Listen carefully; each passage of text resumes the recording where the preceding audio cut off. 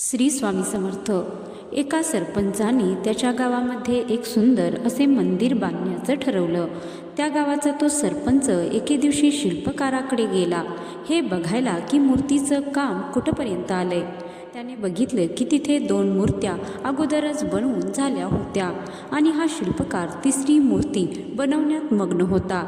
सरपंचाने शिल्पकाराला विचारले, आधीच 2 मूर्त्या बनवून झाल्या आणि अजून तू तिसरी का बनवतो आहेस? त्यावर तो शिल्पकार म्हणजेच तो मूर्तिकार म्हणाला की त्या 2 मूर्त्या बरोबर बनलेल्या नाहीत, म्हणून मी ही तिसरी मूर्ती बनवत आहे। त्यावर तो सरपंच म्हणाला की अरे, मला तर या दोन्ही मूर्त्यांमध्ये काहीही चुकीचं दिसत नाहीये। त्यावर तो मूर्तिकार म्हणाला की या मूर्त्यांमध्ये काही चुका आहेत।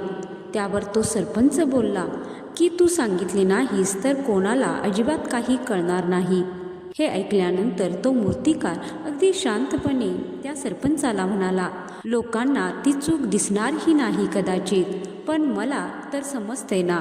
सगळ्यात महत्त्वाचं म्हणजे माझ्यामध्ये असणाऱ्या ईश्वराला माहीत आहे की माझं काम बरोबर झालं नाही।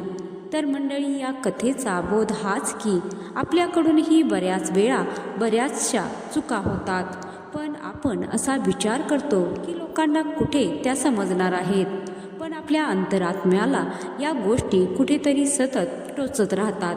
त्यापेक्षा आपली चूक मान्य करणे आणि आपण आपल्या स्वतःशी आपल्या कामाशी प्रामाणिक राहणे कधीही चांगले, हे कायम लक्षात ठेवा। जय श्री स्वामी समर्थ।